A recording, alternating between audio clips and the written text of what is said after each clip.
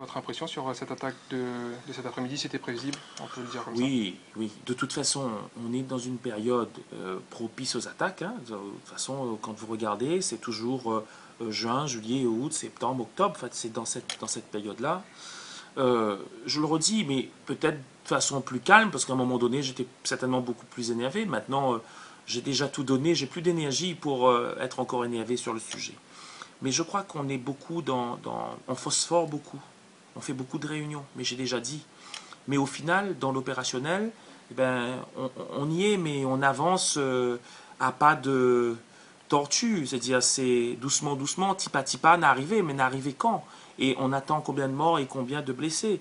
Certains disent, oui, il avait qu'à pas être là. Mais est-ce qu'on va non plus, on va aussi tout interdire? Et jusqu'à quand? On va sortir le parapluie indéfiniment. Donc tout ça, c'est des questions qui se posent. À un moment donné, il faut le reconnaître.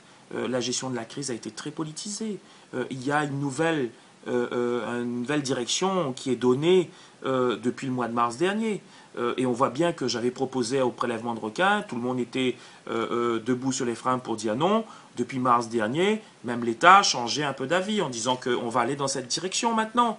Donc tout ça parce qu'il y avait tous un ego démesuré, on a voulu politiser, on n'écoutait pas les autres, chacun pensait qu'il avait la science infuse, il détenait toutes les vérités. Aujourd'hui, les choses s'améliorent un peu, mais on a attendu combien de temps? Et est-ce que l'amélioration sera beaucoup plus significative dans les jours qui arrivent? En tout cas, je l'espère. Aujourd'hui, le Conseil d'État a dit que c'était l'État qui est responsable, mais j'entends dire que l'État souhaite faire participer les collectivités pour la sécurisation. Si c'est l'État qui est responsable, pourquoi on fera encore payer les collectivités? Je ne dis pas que je ne payerai pas parce que j'ai envie d'aider, j'ai envie de mettre la main à la pâte. Mais à un moment donné, il faut aussi que chacun assume ses responsabilités et que l'écoute des autres est important. Pas simplement des maires ou des collectivités, mais aussi les usagers. Il faut les écouter. Alors nous, à Saint-Leu, comme je l'avais dit depuis fin d'année dernière, et on a lancé une étude opérationnelle, et on a lancé un appel d'offres européen pour voir comment on peut sécuriser la gauche de Saint-Leu.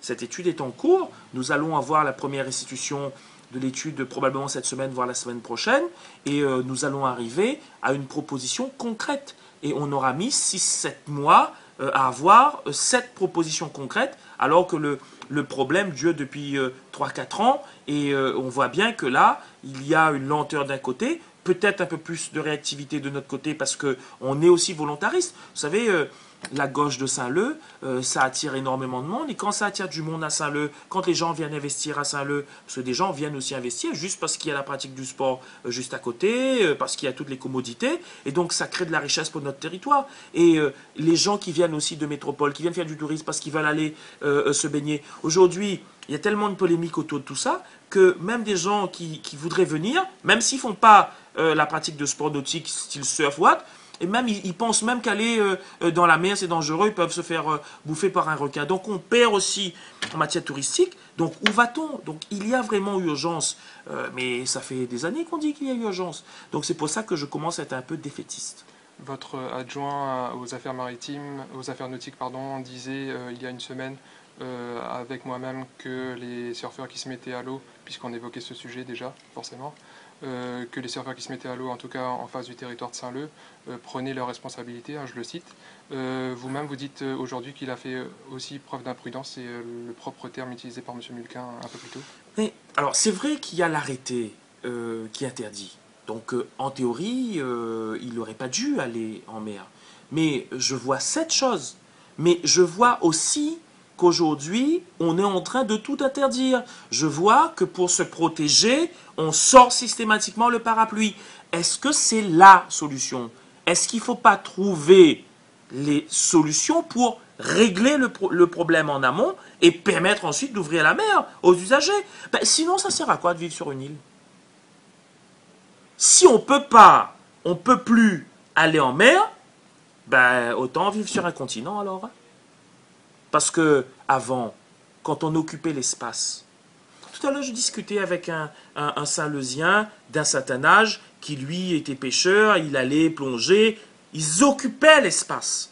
Et comme ils occupaient l'espace, forcément le requin ne se sentait pas chez lui, il allait beaucoup plus loin. Depuis plus de 10 ans, on ne pêche plus le requin parce qu'on ne peut pas vendre la viande. Il y a eu la réserve marine, on n'occupe plus l'espace, le requin considère que c'est son territoire. Alors c'est vrai qu'il est dans l'eau, mais au bord, c'est quand même le territoire de l'humain, malgré tout. Et donc aujourd'hui, je pense qu'il faut aller à nouveau occuper l'espace. Et c'est compliqué parce qu'avec la réserve, parce qu'avec toute la réglementation, avec tout ce qui existe, alors ça ne veut pas dire que je suis contre la réserve, encore une fois, parce que à chaque fois je m'exprime sur le sujet, je suis contre la réserve, je suis destructeur de la nature, etc. Non, j'ai un discours qui est, je pense, un discours cohérent et objectif. C'est pas parce qu'on va occuper un espace qu'on va détruire l'espace. On peut aussi bien prendre soin de l'espace. Ça ne veut pas dire autoriser le braconnage dans le lagon, hein, ça ne veut pas dire ça. Celui qui braconne, il doit être sanctionné, c'est clair. Mais on ne peut pas non plus tout interdire. Comme elle allait interdire les pique-niquer sur un volcan. Qui ça y comprend ça? Monsieur Robert, dernière question. L'arrêté préfectoral forcément incite les autorités liées à l'État à agir. Je pense à la gendarmerie. Malgré tout, au niveau communal, vos policiers municipaux étaient-ils missionnés particulièrement pour Non, surveiller le littoral et non, non. éventuellement toucher les travaux La gendarmerie a été missionnée. C'est l'arrêté préfectoral et non pas l'arrêté municipal. Donc la police municipale apporte main forte quand il s'agit de donner un coup de main, mais nous n'étions pas mandatés pour aller verbaliser les surfeurs qui étaient dans l'eau.